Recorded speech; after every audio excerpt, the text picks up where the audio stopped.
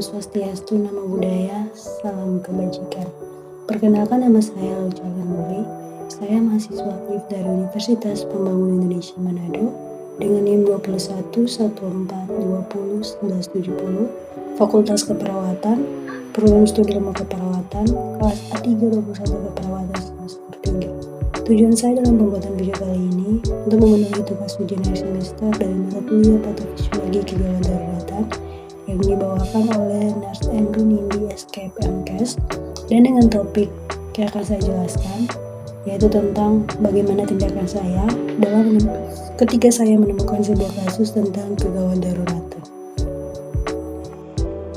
Untuk tindakan yang akan saya lakukan pada saat saya menemukan sebuah kasus tentang kegawat daruratan, dan untuk kasus yang akan saya temukan yaitu tentang saya menemukan sebuah korban dengan penilaian dini mengalami henti jantung, henti nafas, atau bernafas tapi lemah, maka saya harus segera melakukan tindakan yang dinamakan dengan istilah bantuan hidup dasar atau BHD. Adapun pengertian dari bantuan hidup dasar adalah serangkaian usaha awal untuk mengembalikan fungsi pernafasan dan atau sirkulasi pada seseorang yang mengalami henti nafas dan atau henti jantung atau biasanya dinamakan kardioareksi. Berikut langkah-langkah bagaimana saat kita melakukan BHD. Itu yang pertama, amankan diri, amankan korban, dan amankan lingkungan. Pastikan kondisi aman bagi penolong maupun korban. BHD dilakukan pada permukaan yang keras dan rata. Bila korban masih dalam lingkungan yang berbahaya, maka korban harus kita keluarkan dulu dari situasi berbahaya tersebut. Dan bila korban karena tersengat aliran listrik, maka pastikan sumber arus listrik telah dimatikan terlebih dahulu. Untuk langkah yang kedua yaitu cek respon. Misalnya, cek respon korban sadar atau tidak. Bisa dengan cara menepuk dan memanggil korban secara keras, misalnya pak, serta merangsang dengan cubitan di bahu korban. Jika tidak ada jawaban dan korban tidak membuka mata serta tangan dan kaki dari korban tidak bergerak, maka bisa dipastikan bahwa korban tersebut sedang tidak sadar. Untuk langkah yang ketiga, aktifkan sistem bantuan gawat darurat, yang mana segera teriak meminta pertolongan orang terdekat untuk menelpon ambulans atau IGD, misalnya tolong telepon ambulans, ada kecelakaan, menyebutkan lokasi di mana terjadi kecelakaan tersebut. Sebagai catatan, di Rumah Sakit Bayangkara Manado sudah ada tim kode blue dengan menelpon ekstensi 118. Untuk langkah yang keempat, cek nadi dan kompresi dada, yang mana cek nadi korban dengan cara meletakkan 2 jari di tengah leher, kemudian geser ke tepi atau sekitar 2 cm sambil ditekan untuk meraba adanya nadi. Penilaian nadi maksimal 10 detik. Bila tidak ditemukan, maka dianggap tidak ada.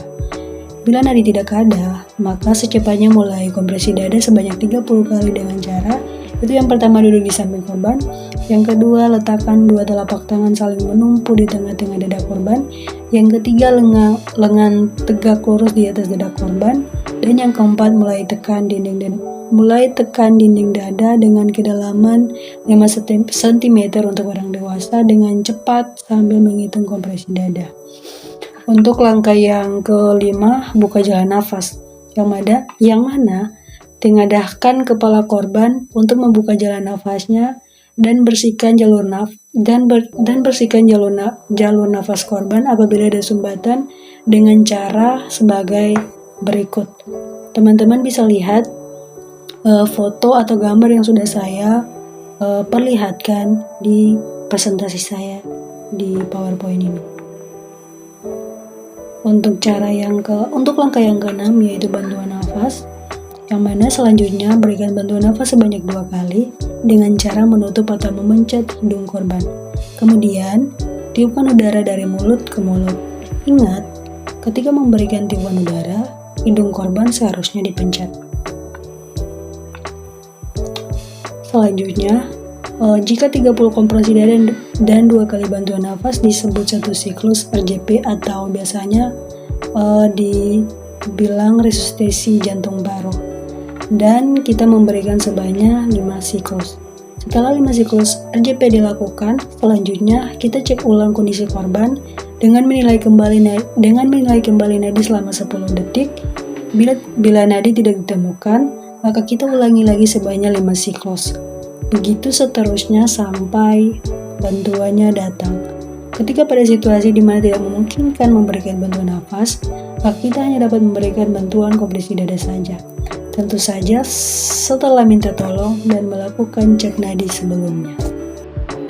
Karena teman-teman, itu merupakan penjelasan singkat dari saya tentang bagaimana tindakan saya ketika saya menemukan sebuah kasus tentang kegawat daruratan. Dan harapan saya, semoga apapun yang sudah saya jelaskan secara singkat, biarlah bisa bermanfaat bagi teman-teman semua yang sudah mendengarkan. Dan pada saat ini, saya ingin mempromosikan tentang kampus saya, yaitu Kampus Universitas Pembangunan Indonesia Manado, terlebih khusus Fakultas Keperawatan, dan saya akan mempromosikannya lewat sebuah video yang akan saya bagikan kepada teman-teman semua. Dan bagi adik-adik atau teman-teman yang ingin untuk melanjutkan studi di bangku perguruan tinggi atau ke jenjang yang lebih tinggi, mari bergabung bersama-sama dengan kami di Universitas Pembangunan Indonesia Manado, Kampus Jaya dan Asri. Terima kasih. Selamat datang di Fakultas Keperawatan Universitas Pembangunan Indonesia Manado.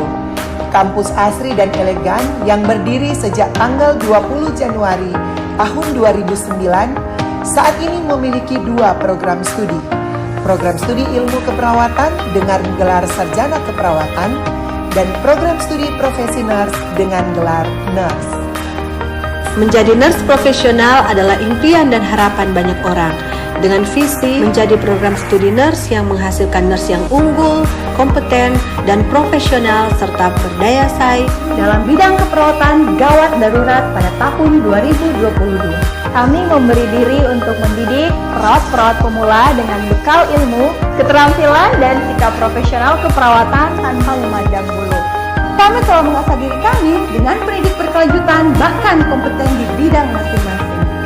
Bagi putra-putri bangsa yang rindu untuk mengabdi dirinya melayani negeri, melayani orang-orang yang membutuhkan pertolongan dalam bidang kesehatan khususnya keperawatan, jangan ragu-ragu, tetapkan pilihan Anda dengan semangat.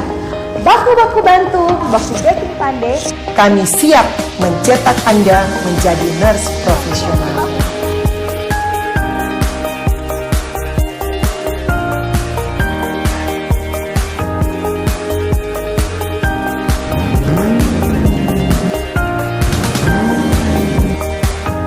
Kiranya program studi nurse dapat mencetak perawat yang profesional dan berkompeten di bidangnya, serta memiliki etika dan moral yang baik dan bertanggung jawab, juga dapat bersaing secara global maupun internasional dan selalu menjaga nama baik alma mater Universitas Pembangunan Indonesia. Harapan kami di mana ketika melaksanakan asuhan keperawatan sesuai kompetensi, maka semua ilmu yang didapat terutama dalam praktik profesi nurse di rumah sakit itu tetap dikembangkan. Halo, selamat siang semuanya. Nama saya Devin Kuntukahu. Saya lulusan profesi nurse UNPI. Sekarang saya bekerja di Hamilton, New Zealand. Dan pekerjaan saya itu dealing with people with disabilities and mental health issues. Di dalam video ini, I would like to share with you how UNPI had given me options, updates, especially supports from the time I was studying till I get my registration. I would like to give my appreciation buat para dosen dan tata usaha, terutama buat Ibu Dekan yang selalu encourages us to do better. And not only that, they will do whatever they could to help us when needed. So UNPI, you've done so well. And I'm telling you this, I am a proud alumni. Thank you and have a good day. Saya Joyke James Lumatau. Saya adalah alumni UNPI Manado tahun 2016. Saat ini saya bekerja pada pemerintah Provinsi Sulawesi Utara di Rumah Sakit Mata Provinsi Sulut, dan saat ini saya dipercayakan menjabat Kepala Seksi Pelayanan Medis dan Keperawatan. Saya pernah mengenyam pendidikan di UNPI, dan saat ini saya ingin berbagi pengalaman bahwa siapapun calon perawat masa depan saya rekomendasikan untuk menuntut ilmu di UNPI, karena salah satu universitas terbaik yang ada di Sulawesi Utara saat ini adalah UNPI Manado. Pengajarnya, ilmu-ilmu yang diberikan sangat bermanfaat dan sangat kompeten dengan situasi dan kondisi khususnya di dunia keperawatan saat ini. Untuk itu, bravo UNPI.